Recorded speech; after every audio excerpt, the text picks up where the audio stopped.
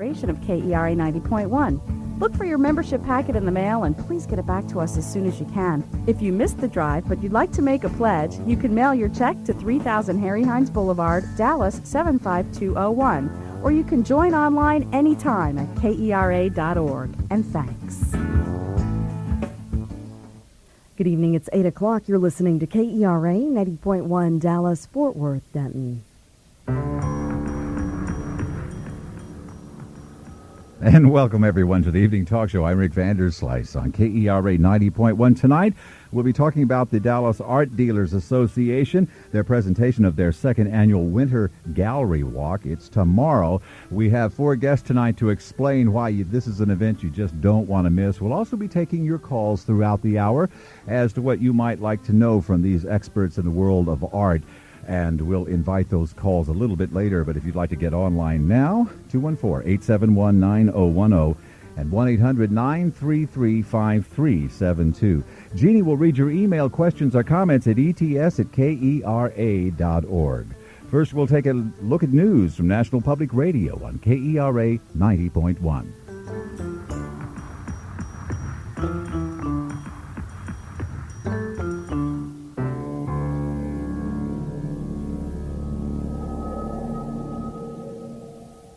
From NPR News in Washington, I'm Corey Flintoff. American and British warplanes struck 5 Iraqi military sites outside Baghdad today. President Bush said the strikes were intended to enforce the Allied no-fly zone. We will enforce the no-fly zone, both south and north. Our intention is to make sure that the world is as peaceful as possible. And we're going to watch very carefully as to whether or not he develops weapons of mass destruction. And if we catch him doing so, we'll take the appropriate action. Although President Bush said the strikes were routine, NPR's Tom Jelton reports there were differences between today's attacks and strikes earlier this year. This is actually the 4th time since President Bush took office in January that U.S. aircraft have hit sites in Iraq. So in that sense, today's raids were routine, as President Bush said. Like the other strikes, these were meant to suppress the Iraqi air defense system, which is considered to be a threat to U.S. aircraft. However, in some respects, these raids did represent a major escalation. They hit targets outside the so-called no-fly zone, and it's the first time that's happened in more than a year. Also, they were larger in scope, and they were pre-planned. This was a carefully planned operation that had to be approved in advance. NPR's Tom Jelton reporting from the Pentagon. After the Allied attack, Iraqi television showed pictures of emergency workers treating injured people. Iraqi state-controlled media said 1 person was killed and 11 were injured, including at least 3 children. Kate Seeley reports from Beirut. Iraqi television has announced that Baghdad came under attack this evening by what it called American aggressors. Witnesses said they heard large explosions in Baghdad while Iraqi anti-aircraft opened fire in the air. Iraqi youth television disrupted its programming to broadcast national songs. Sirens went off in the city shortly before 9 p.m. Baghdad's sirens last went off 2 years ago when U.S. aircraft attacked targets on the outskirts of the city, killing and wounding several people. U.S. and British warplanes have been patrolling no-fly zones in the north and south of Iraq since the 1991 Gulf War. For NPR News, I'm Kate Seeley in Beirut. California Governor Gray Davis has proposed that the state buy billions of dollars worth of electric transmission lines as part of a plan to save the state's 2 biggest utilities from bankruptcy. Davis' plan would require the parent companies of Southern California Edison and Pacific Gas and Electric to help pay off the utilities' debts. The 2 utilities say that soaring costs for wholesale power have driven them nearly $13 billion in debt. In stocks today, the Dow lost 91 points. This is NPR News from Washington. Support for National Public Radio comes from the State of Kuwait in memory of the 10th anniversary of Kuwait's liberation. On the web at kuwaitthanksamerica.org. Good evening, it's 8:04. You're listening to the Evening Talk Show with Rick Vanderslice on KERA 90.1. I'm Jeannie Mascoro. Dallas Police Chief Terrell Bolton reportedly asked Congresswoman Eddie Bernice Johnson to use her influence to get the city's top FBI official transferred to another post. Johnson told the Dallas Morning News that just last year, Bolton asked for her help in asking the Justice Department to transfer Dallas Special Agent in Charge Danny Deppenbaugh. Both Bolton and Deppenbaugh declined comment to the Associated Press. The Dallas Police Department had been under investigation at the time for possible corruption. But Congresswoman Johnson says Bolton cited racial discrimination from Deppenbaugh and made no remarks about the investigation. Mansfield firefighters used a hovercraft today to rescue 8 people stranded on a flooded bridge. 3 of the people rescued were Mansfield firefighters who tried another rescue in a boat, but they couldn't get the bridge because of shallows around the Walnut Creek Bridge. No injuries were reported during or after that incident. And another dramatic rescue for 3 children and a school bus driver in Bosque County, northwest of Waco. The 4 had to seek seek shelter on top of their bus after rapidly rising floodwaters came through the windows. All were taken to a local hospital as a precaution. Dallas Mavericks owner Mark Cuban was suspended for 2 games by the NBA today, and his team must pay $10,000 in fines. The suspension and fines stem from last night's incident at Reunion Arena, right near the end of the Mavs' victory over Cleveland. Cuban went out on the floor when players got into a shoving match with 3 seconds left in the game. NBA rules dictate that any team official other than a coach who steps onto the court during a game is immediately suspended for the next 2 home games, and the team gets an automatic $10,000 fine. Checking your forecast for tonight, we'll have decreasing cloudiness. It'll be just a little colder than usual. That low should be around 25 degrees. Then tomorrow, look for sunny skies with a high around 52. And tomorrow night, partly cloudy skies with a low dipping down to 35 degrees. We have 37 in Dallas, Fort Worth, and in Wichita Falls at this time, and 39 in Tyler.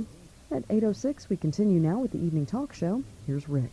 And welcome again to tonight's Friday night evening talk show on KERA 90.1.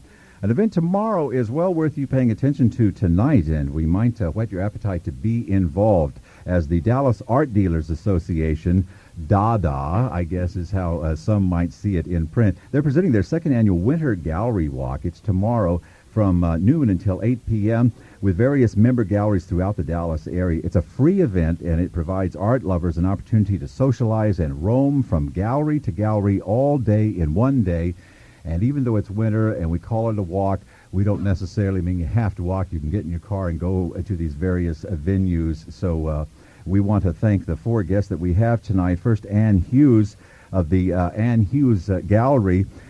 She was born in Dallas, attended Southwestern Medical School, and practiced psychiatry until 1994. She became an art collector and quit the business of psychiatry and opened up an art gallery in Fredericksburg, Texas, and then moved to Dallas in 97 and represents a group of living American impressionists and realists. And Anne, thank you very much for being with us tonight. Pleasure.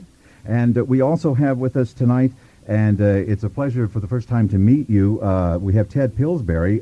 If that name sounds familiar, he served as director of the Kimball Art Museum from late 1980 through 98.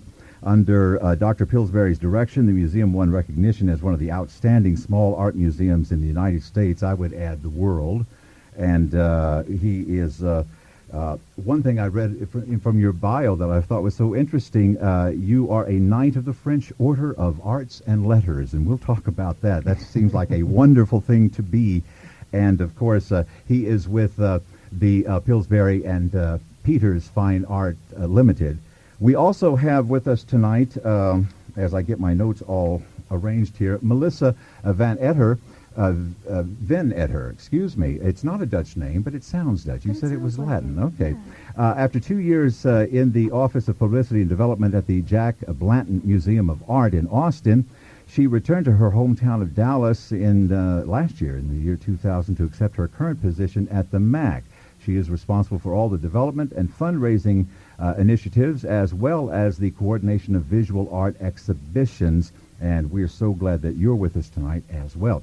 And finally, we have George Cornier, who is the owner of Gallery Cornier and director of it, and I guess just you live above the store, so it's just all your baby, isn't it? Totally. Totally. Along with my wife. Yeah. She's my head embezzler. Is that right? You actually came to the country as a small boy from Europe, and you settled in the Midwest. What brought you to Dallas? My education was in the Midwest at Ohio State and Carnegie Tech, but I was in the Air Force as an intelligence officer with the Strategic Air Command, and I was assigned to the 11 bomb wing at Carswell. After I got released from active duty, still had to maintain a reserve status. This is where we were. And the acorn fell into the soil and the roots started growing. And I practiced as an architect and a builder and collected art like so many other people here on the panel. What did that bring to your collection of art, architecture? Well, there's brother and sister. I mean, they're art forms. You can't get away from it. If you look at the continental sense of architecture, it is art. Tell us about what you have at your gallery. We deal with original works of art from mid-19th century through the 20th century, from the neoclassic period through the impressionist, post-impressionist sense of art. Art is so personal, I can't say what we have is better or worse. It's just a matter of just what we like to deal with. You deal with people and the public a lot with displays of art and all kinds of visual things at the MAC. It's a very interesting place, a contemporary place that could have anything from film to visual arts to practically anything, kitchen dog theater and all. But when it comes to visual arts, what kind of market is Dallas? Do they come to events regularly? Can you depend on a good response? Yeah, we don't just have a standard base of our membership, and there are artists who love to come and see our exhibitions, as well as collectors, as well as all of the gallery owners. They're wonderful supporters of all of the nonprofit institutions here in Dallas. So there really is, I feel, a growing base of support for visual arts here in the Metroplex. And Ted Pillsbury, after being with the Kimball and your stellar career both in Europe and here and all, to get into the business of a gallery, is that a completely different kind of thing than directing a museum? No, it's just a different soapbox. And perhaps Fort Worth is a different place than Dallas. It's certainly exciting for me to be moving into this new community. But I say to people, I've gone from being a public servant to being now a private servant. But I'm still devoted to one thing, which is trying to get people excited about the beauty, the meaning of art, its essential quality and what it does to make life worth living. And I'm just doing it in a different venue and maybe doing it in a different way. And now I'm responsible to make sure that the bills get paid and it's operated very efficiently. What is the basic characteristic, if you can even categorize it so broadly, of Americans and visual arts? Are we prepared with our general education to come to that subject with any kind of confidence, or do people have to have something that they're not getting from public schools to really appreciate art? What do you think? Well, art education is what we're really all involved with, and you can never do enough. And I think you see here in Texas a far better educated, better traveled population, and certainly more visually literate. And in Europe, in Italy in particular, but Spain and some of the countries, and in Northern Europe, England and France, these are countries with long traditions of culture and history and long traditions of visual culture. Here we don't have quite so much history of our own, and I think we are a country that's absorbed so much of the traditions of other countries and still defining ourselves in terms of our own culture, but more and more sophisticated as every year, every decade passes.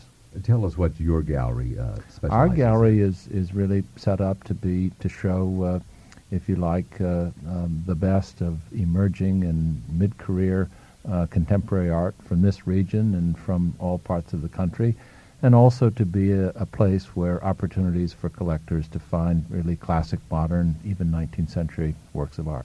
And Ann Hughes of the Ann Hughes Gallery, you've been in the area for just a few years with your gallery after coming from Fredericksburg, which is such a neat town in the hill country.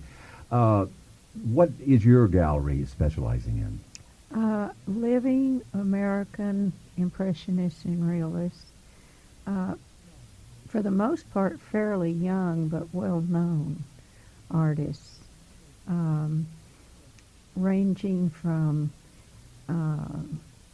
almost abstract but not quite to very realistic, primarily oils, egg tempera, a little bit of pastel, and figurative, landscape, still life.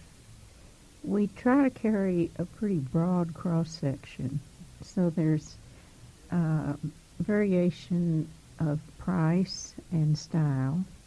So there's something for everyone who's interested in this type of art. How do you find the artists? They find me. Really? Uh-huh. There are a lot of artists out there, and there are a lot of good artists. You know, the sadness is we can't carry all of them. So we get lots of slides and calls and portfolios. And because we carry a very recognizable group, then all the artists would like, who are of that genre, would like to be part of it. But we limit it. We try to keep a small number. At any one time, how many artists would you be showing? Oh, probably around 20. That's a small group.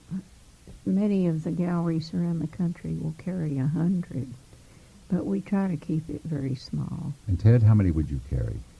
Well, we represent, as primary dealers, we probably represent about 25 artists, but we show the work of a great many other artists and work with other galleries. So I think we're showing a broad range of artists, but primarily working on behalf as agents for a fairly small group of more regional artists. And that's an interesting point, that you represent certain artists and you show other artists. How do you go about representing an artist? Again, are they coming to you as much as you're trying to find them? Well, there are, as Ann said, so many artists out there, and many very, very good ones. What I think we're all looking for is artists who have a certain maturity, who are perhaps underappreciated, who are suitable for this market, and we think that we can help. It's a mutual relationship, and we're here to help and promote the work of the artists, put them into good collections, and make sure they're written about and they get into museum collections. And of course, they are interested in surviving and getting some bread on the table and selling a few pictures. Is the cliche of the starving artist an accurate one that we have, where so many of them really just barely get by until they make it big? Or do many artists just have other careers and do their art on the side? Anybody have an opinion on that? You can't really say that, because I think fundamentally it's difficult to be recognized. I think it's kind of like the entertainment business. You know, if you become a star, or I take this analogy, you could have a lot of talent but not be recognized. And once you're recognized, then you accelerate in the marketplace. Maybe an example would be an athlete who is not drafted, as an example, and he signs for minimum. And then he becomes very proficient and recognized, and all of a sudden they renegotiate contracts. I mean, it's because he becomes recognized, then his talent pays off. But the art hasn't changed, has it? No, the art hasn't changed. It's just a matter of maybe luck of the exposure. I don't know what the real answer is. I think art is too personal to say what is good and what is bad, what artist is going to be famous and what isn't. But I think the gallery directors are the one that have a more focused eye as to what they're looking for. The old adage that the more paintings I look at, the fewer good ones I see. Don't you agree with that, Ted? I think so. Yeah, and I think that that's what it is. Explain what that is, then. Well, if you're 20 years old, you haven't seen enough to be able to make comparisons of quality and subject, or whatever the various considerations are that makes a picture good.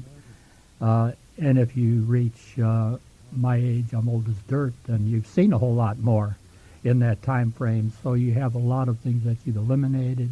You're looking for this very unique quality of the artist. You want the artist to have a distinguished characteristic about his work, if you can find it. Well, I think it's art is like many things. It's survival of the fittest, and it's a cruel marketplace, and cruel, yes, because only a small number of artists really ever get that recognition, and that's due to a lot of different factors, and not always their dedication and their proficiency. But whether they're in the right place at the right time, whether they're painting in the right way or sculpting in the right manner for whatever the market is or the change in the market at that moment. Do you want to add something? Oh, well, no, I just agree with that. You ask how they survive, and I think today, maybe more than in the olden days, they do have a job. There are a lot of illustrators who are really very fine artists. They want to. I get a lot of inquiries from illustrators who say, "I want to paint fine art," and they distinguish between illustrating and fine art. Now, I don't know that that's legitimate, but so they keep their job as an illustrator until they can break into the fine art business. I think that's true, really, because previous times, late 19th century, artists did make their living as illustrators for publications. Give us some examples. Well, Norman Rockwell. Norman Rockwell's probably the most famous one. During his time, he was, very great illustrator who captured the personality of the era that he was in. Is he considered more of an artist today after his death, though, than he was at the time? He's been recently reevaluated now, and the pedestal under him is growing bigger as we speak. This is the key word Ted brought up: reevaluate. Reevaluate.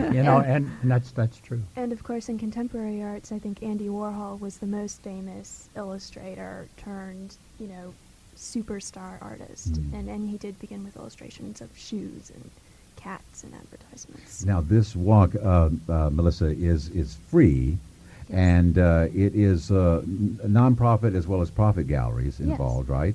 And how big is the area that will be encompassed in this?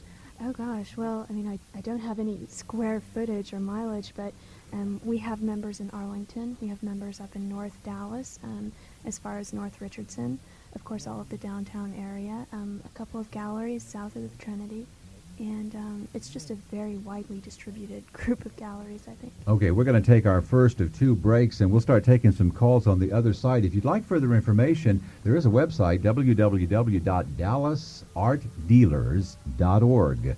That's dallasartdealers.org, and we'll return with our guest, who will be talking more about the gallery walk going on tomorrow, a free event, your way to really get a good idea about the art that is being shown and promoted in the Dallas-Fort Worth area, and it's a free event tomorrow. Our number for your calls, 214-871-9010 and 1-800-933-5372. Email us, and Jeannie will read your question or comment at ets@kera.org. We'll be right back.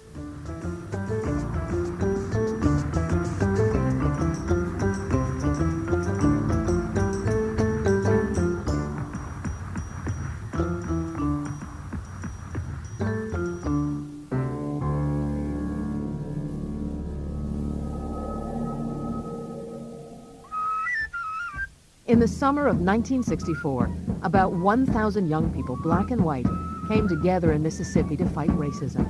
They had to be prepared to go to jail, they had to be prepared to be beaten, and they had to be prepared to be killed. I'm Deborah Amos, host of Oh Freedom Over Me, a special from American Radio Works and NPR News. Tuesday, February 20th at 7 p.m., only on KERA 90.1. Next time in Studio 360. You kind of have to separate yourself from the crime because you got to show what they look like. We'll meet a sculptor whose medium is clay and human bone. Yeah, it creeps me out. It builds up and then I let it out through my art. I'm Kurt Anderson. Join me next time here in Studio 360, where art and real life collide. Sundays at 7 p.m. here on KERA 90.1 FM. And we are back, and we're talking with four people in the art business, three who work at their own galleries and love art so much that one lives over the store, actually. We've got Ted Pillsbury of the Pillsbury Peters Fine Arts Limited. We've got George Cornier of the Gallery Cornier. We also have Ann Hughes of the Ann Hughes Gallery, and Melissa Van Atter, who is Director of Programming and Development at the MAC, that wonderful contemporary exhibit hall and art center. I don't know what to call your place except we a neat place. We are a multidisciplinary art space. That's the way to say it. That is our tagline. Multidisciplinary. All of the art disciplines are represented there, and we're an art space. Yeah. Ted, if you were to Well, first of all, you're not just interested in what you do at your art gallery. Anybody interested in art, I guess, is interested in all art, whether you concentrate on that in your gallery or not. Like, for instance, in this art walk, what are some of the places that you're going to be interested in besides your own gallery? Well, I think this is an opportunity to see a tremendous range of art in a short period of time, and you're going to get a warm welcome at all the galleries throughout the Dallas area. But I might stop down at the Design District and just see what the Joel Kuhner Gallery had on view, Asian, African, pre-Columbian art. And I might then move into, go down to Deep Ellum and see the wonderful exhibition at Conduit Gallery of the work of Annabelle Dow, recent work. This is her second show here. Barry Whistler Gallery is showing Anne Stotberg's wonderful photograph, and a great show of her work is at the McKinney Avenue Contemporary, the MAC. So one could catch her in two places. Up in Highland Park, Dun & Brown Contemporary has a fabulous exhibition of the Veil series by Joseph Havel, a Houston sculptor. Beautiful, beautiful exhibition. And then, of course, in the area of my gallery, the Uptown area, there's several galleries, in this area. One of them, Photographs Do Not Bend, is a small gallery for photography collectors. It's a great area for younger people to collect, and has a great show of the black and white portraits by Jock Sturgis. Photography wasn't always considered art, was it? No. Fine art. And many photographers working now, I think, still feel that, they get that impression from their professors that it's not a traditional art form in that sense, and that it wasn't considered one until quite recently. Why did it take so long, you think? Anybody? I think they always struggle with the concept of being a documentary type media, that, there are photos in National Geographic. How are the ones in the Tate any different? Then the definition, I guess it always begs this, the definition of art. It's a rather fluid definition, is it not? It's so broad and so wide. It's what you want it to be. I just don't think that you can say art has a very definitive definition. If it brings you a visual emotion that enriches your environment, your space, and the one thing about fine art, as music as an example, it's shared. All of us could be in a room with a great picture and be under that umbrella of that painting, and each receive a dividend from that painting. That's very, very personal, and it doesn't negate the art. It feeds us all in a different manner. That's the one thing about fine art that I think we miss in Dallas. We are a very fast-orientated culture, and we don't look at a picture and really see it. Well, let's talk about that. Obviously, the cliche is, well, what is it? Somebody who's not familiar with art, maybe somebody drags them to an event, and maybe they don't know how to look at art. Is there a way to learn how to look at art, drink it in, study it? Somebody come in with something on that. One of the things that I've noticed here is that so many people are intimidated in a gallery. And they seem to feel like you're supposed to know what's good, and you're supposed to like what's good, and your own opinion really doesn't count. And I think this stops a lot of people from really enjoying what they're looking at, because they're not sure that they're worthy or that their opinion counts with it. Can art make you uncomfortable? Sure. Oh, yeah. Some of the very best art is designed to make you uncomfortable, and that doesn't make it less interesting. Sometimes it makes it more interesting. After all, artists are there to say something new and something fresh, and that is often a challenge to us. It's challenging us to think about things in new ways or see things in new ways. But I'm a great believer. You encourage people to find some access, some bridge to the work of art. It's the color, it's the brushstroke. It's something that a viewer can relate to, and from there you build upon it. You talk about the context of it, where the artist might have come from, how he might have learned. Is he thinking of the natural landscape? Is he making art out of strictly his imagination. What are the problems the artist is posing for himself, and how good is he at solving those problems? How original is he? I mean, let's talk about that. What would a problem be? Explain that to somebody who's not into art much. You say, how does he solve a certain problem? Give us an example of that. Well, some artists are interested in strictly formal problems, to dealing with space or light or color or structure. And they do their work, and it's very, very interesting and fascinating, but it's restricted to a set of very interesting formal, questions and problems. They're interested in depth. They're interested in movement. They're interested in light, the interaction of one color and another color, in a purely non-representational, abstract way. Other artists, on the other hand, are interested in the emotional relationship between figures. They're interested in telling stories. They're interested in myth and metaphor.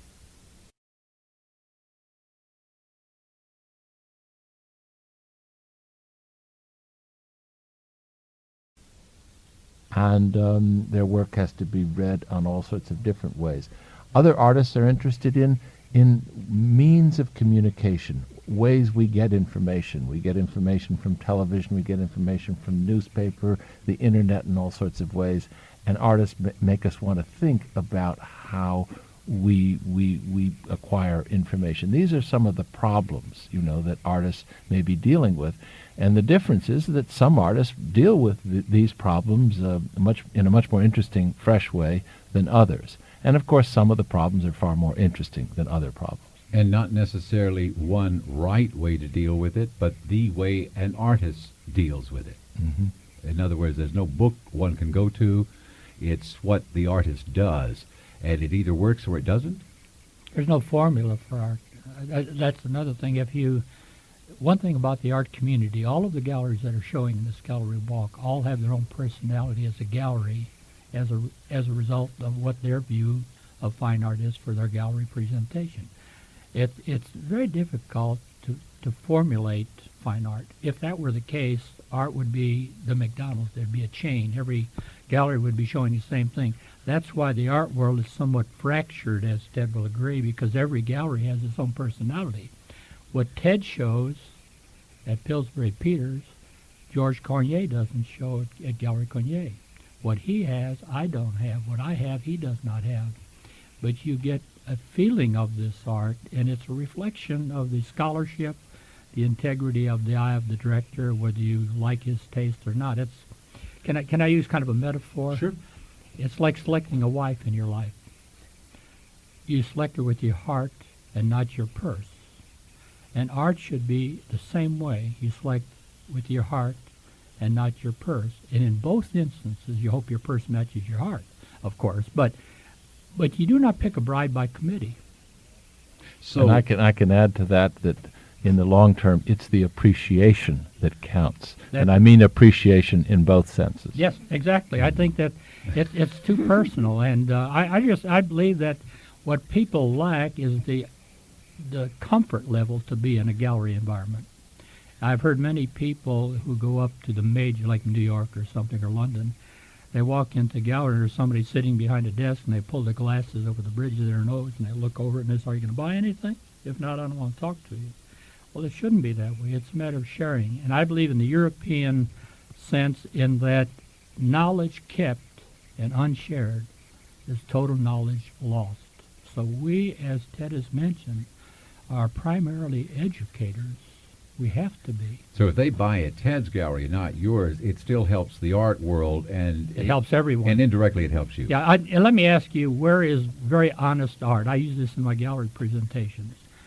Where is real honest art? If you can wipe out ego, money, celebrity, all of those factors. And once you get 16, 18 years old and above, those factors come to play in everyone's life one way or another. So if you can eliminate those factors, where is good art? Most honest art. And I say it's hanging on the refrigerator door of grandparents, because they don't have all of those qualities. They're exactly as they perceive what they're doing. So it is art. It is art in a sense, without question. And even the worst artist in the world, who did his very best effort, did a masterwork. but the public may not see it that way or pay a lot of money for it. Don't you agree, Ted? Mm-hmm. It's too personal to formulate it. We're talking with three gallery owners and one person involved in showing art at the MAC and arranging gallery exhibitions. And we'll be taking your calls as well, 214-871-9010 and 1-800-933-5372. We're talking about the Dallas Art Dealers Association second annual Winter Gallery Walk. It's tomorrow from noon until 8 o'clock. Let's go to Tyler. Dan, thanks for joining us. Good evening. I'd like to comment on the fact that you hear a lot of times people buying art for its collector's value or its investment value, and I've always thought that's a mistake. You should buy art because it speaks to you. I could answer that question. I would ask the caller first to give me a definition of investment. People think in terms of capital appreciation. Isn't that what we're really referring to? Yes, sir. All right. You can invest in a university education through PhD in philosophy and become a preacher of a small country church that never makes a lot of money. Is that a bad investment? No, because the dividend of value of that education is beyond the price. And I think that's true with art. If you buy fine art and it feeds you that dividend, which is priceless, that's the important consideration. But it never is valueless. It never goes to zero. It always has a value. Dan? Well, I was just talking about as far as the motivations for being attracted to a piece of art in the first place. That they're talking about speculation. If you bring that into the form and forget it, buy it because you love it. And if it is worth multiples of what it cost you in the future, wonderful. Dan, what have you got in Tyler? You got some galleries there? Both Tyler and Longview have, and Marshall is a center of the arts. And what do you personally like? I like the old masters. I guess a lot of people would agree with that. What was it about the old masters? Can you even categorize so generally as the old masters? Because they all brought their own thing to art as well and changed the rules? Well, they're the classics. I mean, that's our caller is correct. I mean, we all should love the old masters because that's tradition. That's classical. That's standards. That's where they come from, and they should be our cherished favorite ones. But of course, we're all interested in I think, promoting and finding younger artists of this century and last century and even 19th century, who had something individual, something important to add to build upon those standards and values of the classic old masters. I think that's true. Most people look at art because it is a financial commitment. And they're always concerned about the monies involved, and it shouldn't. It should only be involved to this degree: can you afford it or can you not afford it? Don't you agree? Oh, absolutely. That's all it's about. But how you come to that and decision of whether you can afford it or not has to do with the amount of passion and understanding or effect that it has on you. Well, you have to set a priority for how you're going to spend your funds. I know collectors who would rather buy a painting than eat. I being one of those. Have you ever done that? Yes. Really? Oh, you can. It's like a virus. You get it and you can't get rid of it, and you can easily become obsessed with collecting art. But it's a wonderful passion.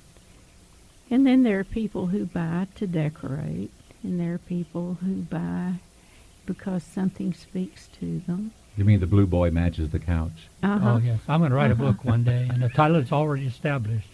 It's Memoirs of a Fine Art Dealer, and the title of the book is Yes, But Doesn't Match My Sofa. Dan, anything else? Someone mentioned scholarship during the discussion.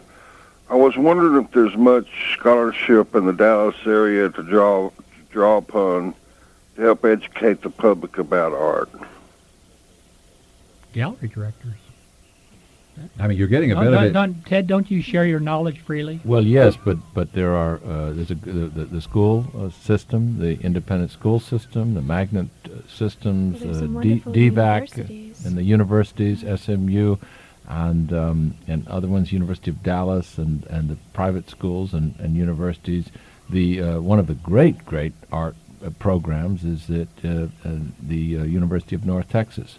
That has tremendously in Denton. That has a fantastic faculty and an enormous number of offerings in ceramics, in painting, in sculpture, in photography, design, advertising, fashion, and a student population that pours in, on a regular basis to take advantage of these opportunities. It's a really, I think, a factory for producing young people to go into the arts field in North Texas.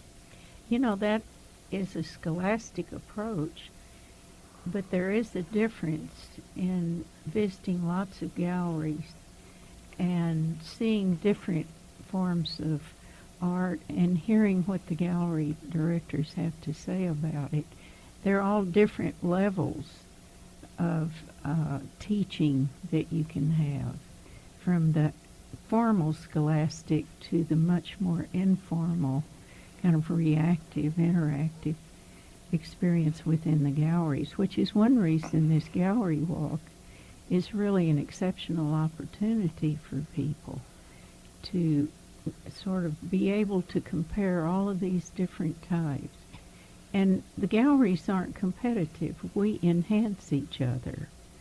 And you'll even give directions to the next gallery to everybody who comes in. Okay, tomorrow. Absolutely. Dan, thanks a lot for your call. Thank you. And if you can, come on up from Tyler. I think you'll enjoy this art walk tomorrow. 214-871-9010 and 1-800-933-5372. If you love art, if you're not sure you love art, come on in. Don't feel intimidated about talking. I think sometimes people are intimidated about talking about fine art because I think some people are holding off from calling in tonight because of that. But you're so accessible as far as talking about art, George, that our listeners just do not have to be worried about that. So 214-871-9010 or 1-800-933-5372. We'll take this break and then more of your calls on the Evening Talk Show as we talk about the second annual Winter Gallery Walk. It's tomorrow. It's a free event. All various art galleries and other places in the Dallas-Fort Worth area are participating from noon till 8 o'clock.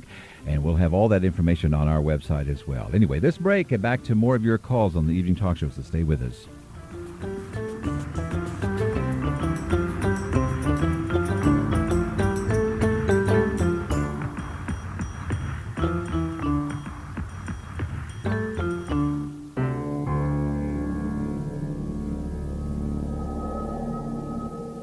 KERA is funded by you, our members, and by Travis Wolf, advisors and accountants dedicated to using innovative solutions for growing your business online at traviswolf.com. The Graphics Group, providing electronic imaging, prepress, and full-service printing to corporate clients throughout the Southwest on the web at graphicsgroup.com. Hi, I'm Jeff Luxinger. Thank you for your support during our One Day for the Love of Public Radio membership drive. Your support is crucial to the growth and continued operation of KERA 90.1. Look for your membership packet in the mail and please get it back to us as soon as you can. If you missed the drive but you'd like to make a pledge, you can mail your check to 3000 Harry Hines Boulevard, Dallas 75201, or join online anytime at KERA.org. Thanks.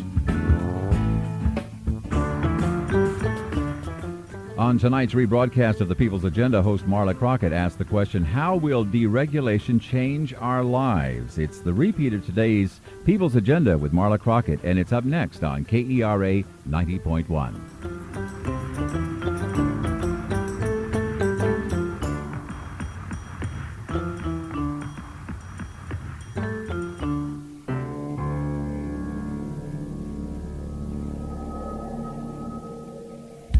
Next time in Studio 360. You kind of have to separate yourself from the crime because you got to show what they look like. We'll meet a sculptor whose medium is clay and human bone. Yeah, it creeps me out. I mean, it builds up and then I let it out through my art. I'm Kurt Anderson. Join me next time here in Studio 360, where art and real life collide. Sundays at 7 p.m. here on KERA 90.1 FM.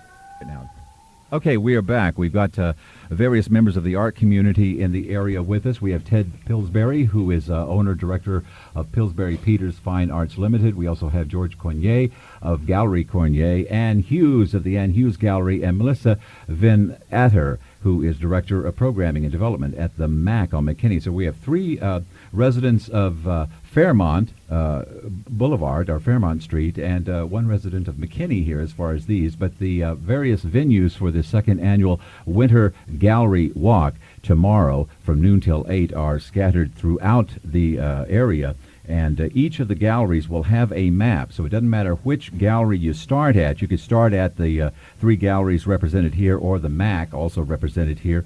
But each of them would have, from the Dallas Art Dealers Association, a map and a description of how to get to these various galleries and what these galleries are about, what you'll find there. So that's going to be very nice for everybody. George, art is an interesting thing. Some people become so involved in it in their lives that it is their life, correct? Of course, and it is for most dealers. I mean, Ann Hughes hit it very correctly. You know, it becomes a passion.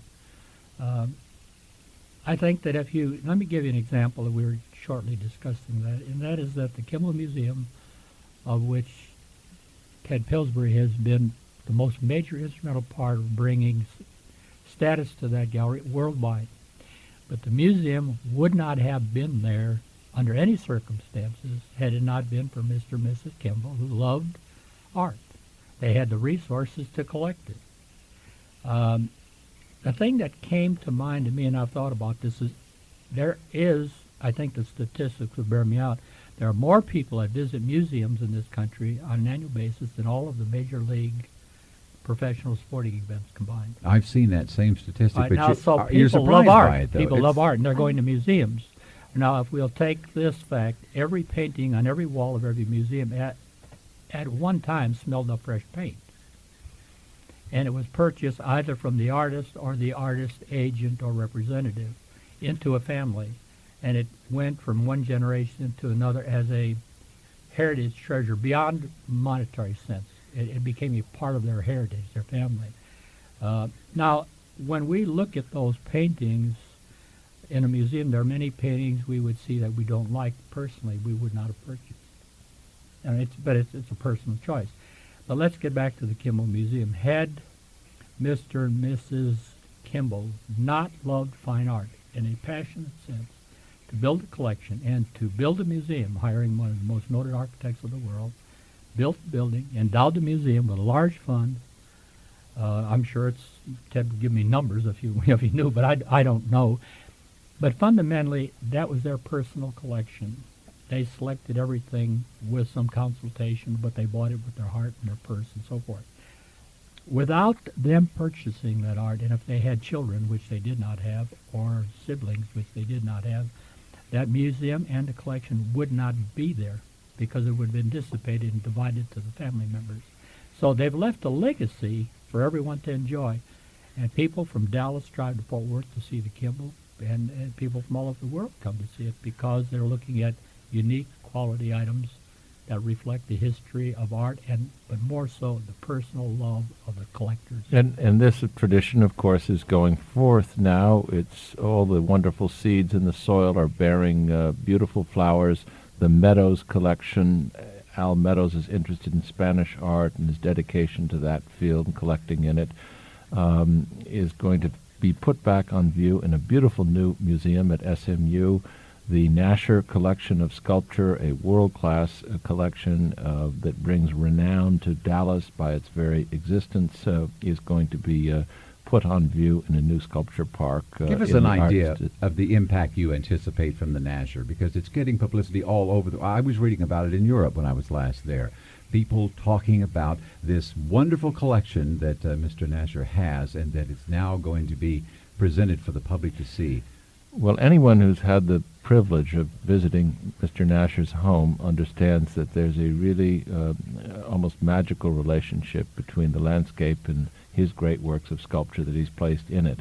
And I think he's going to try to recreate that magical experience in the Arts District right off Woodall Rogers across from the Dallas Museum. He's also hired one of the absolute most creative and important architects in the world today, Renzo Piano, to design a pavilion for the display of some of the sculpture for lectures and so on in it. This is going to be truly a jewel. I think Mr. Nasher's aim, the aim of the Nasher Foundation, is to create a magnet, a pilgrimage place for everyone in this whole region. And you to suspect come. they'll accomplish that? I am quite confident they will accomplish it. Mr.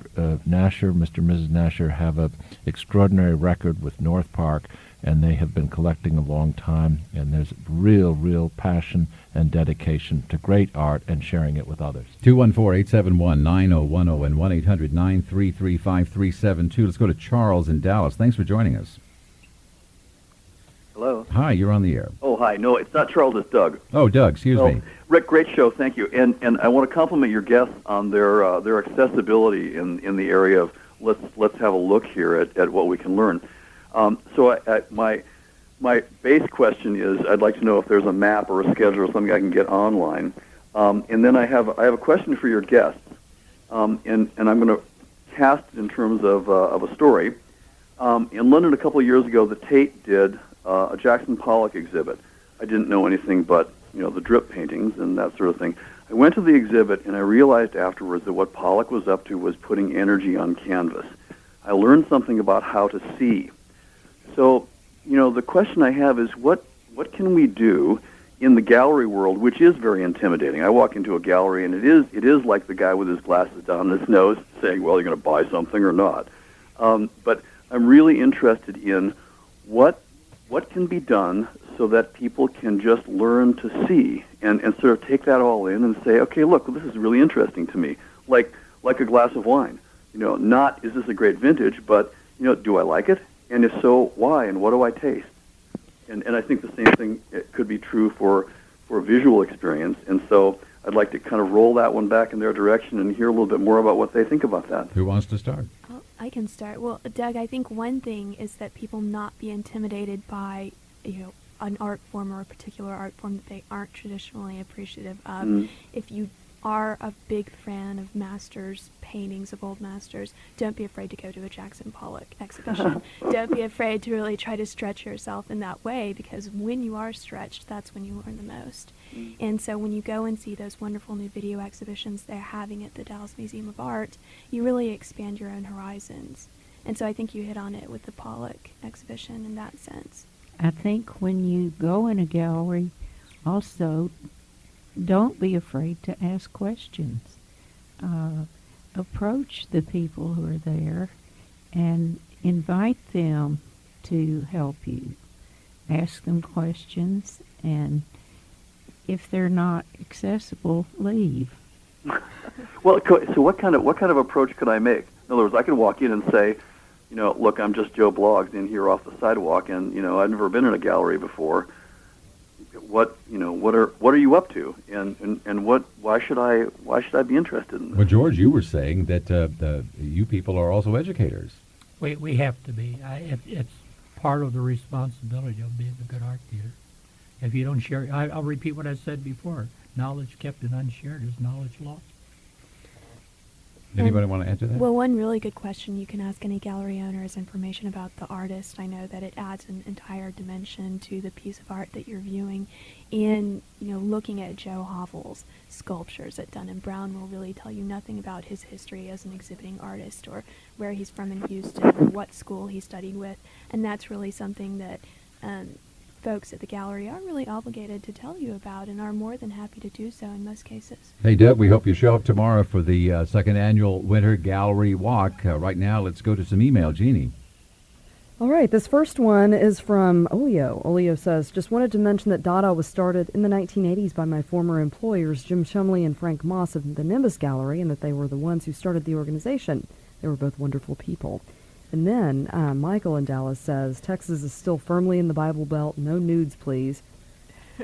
So that's from Michael in Dallas. Wow. Is the Dallas art community that's interested in buying and appreciating art and going to art shows and all, are they, to use that term that they were using, Bible Belt people? Could they be and still enjoy it?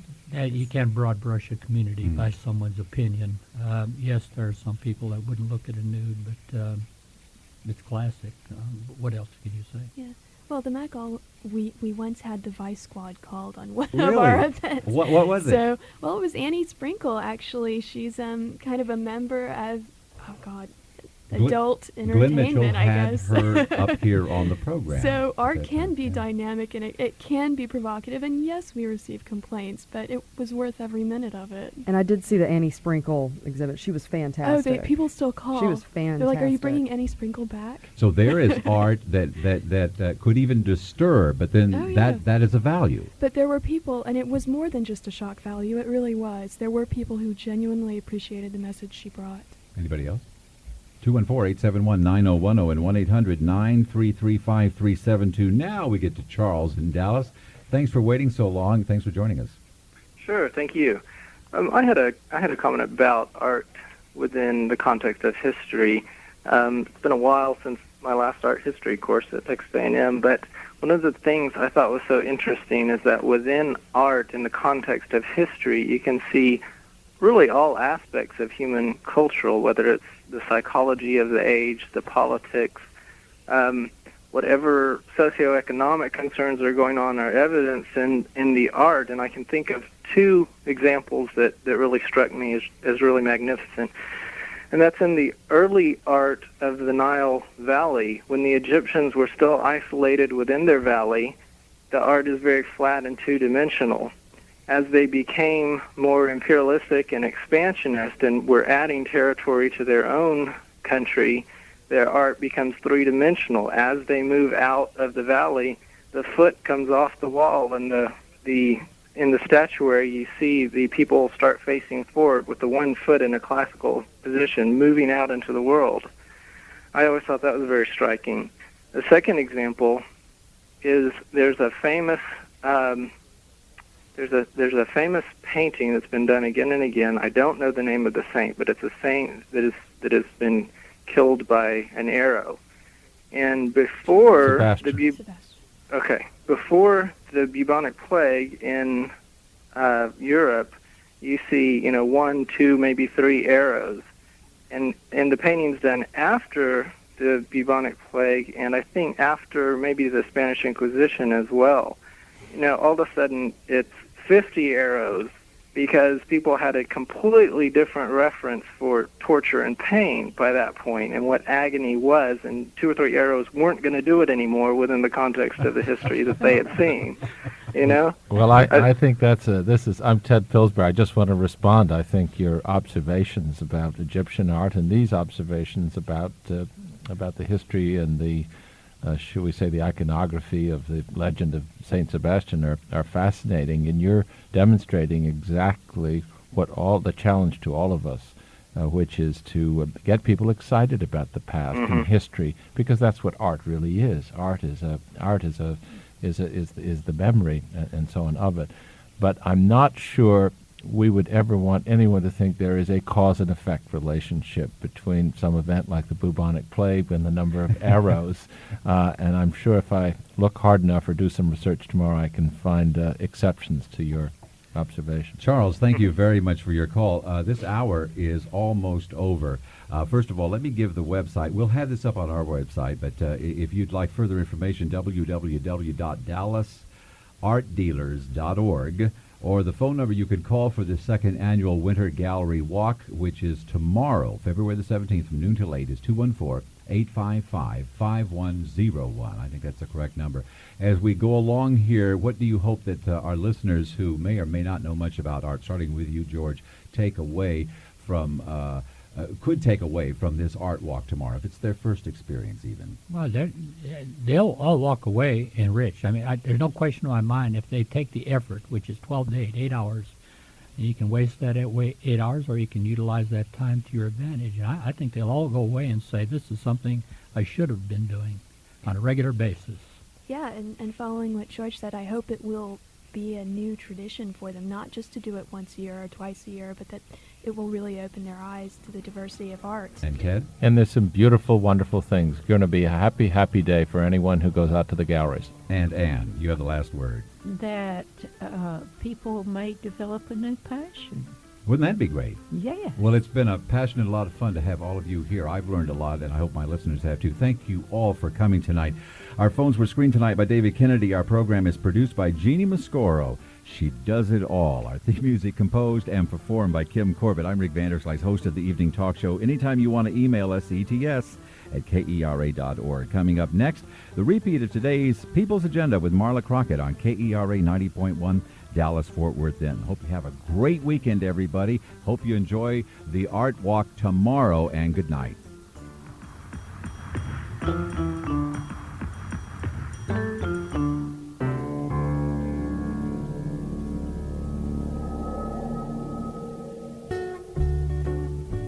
This week, a Prairie Home Companion comes to you from the Fitzgerald Theater in St. Paul, with a number of guests coming up from the South. Up from Louisiana, Cajun group Michael Doucet and Beausoleil, a fine singer of Southern blues and gospel, Spencer Boren, and one of the founders of bluegrass music, the great Ralph Stanley. And of course, the news from Lake Wobegon coming up this week. Saturday evening at 5 and Sunday morning at 10 on KERA 90.1. Good evening. It's 9 o'clock. You're listening to KERA 90.1 Dallas-Fort Worth Denton. Don't forget, you can also check us out online at KERA.org. Coming up next, it's the rebroadcast of the People's Agenda with Marla Crockett. That'll be followed by the BBC overnight. It's 9 o'clock.